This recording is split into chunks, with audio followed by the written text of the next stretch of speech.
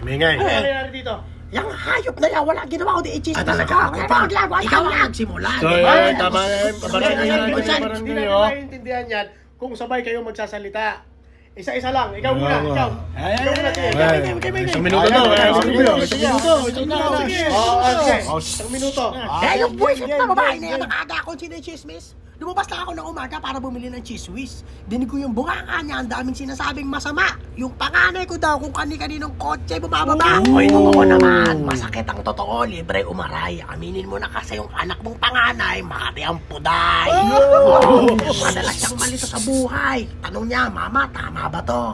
Hindi mo masagot ng tama kasi Makati ka rin, manang-mana sa'yo.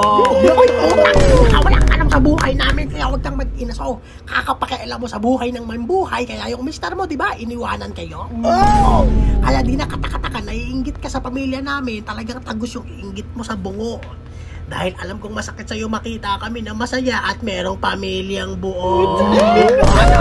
Okay, bakit patahiwalayan namin ang mister namin, pinapakailaman mo pa? Eh kasa naman dyan sa mister mo, hiling mong banggap na masaya kahit binubugbog ka na.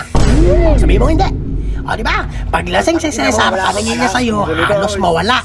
Pinagyayabang mo yung asawa mo, eh wala namang ginawa kundi bigyan ka ng galos at pasa.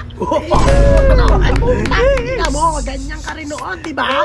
O, kaya nga naghiwalay kayo ni Lando. O, ang pinagkaiba lang natin, yung asawa ko nagbago, yung sa'yo nasan, sumama na sa bago.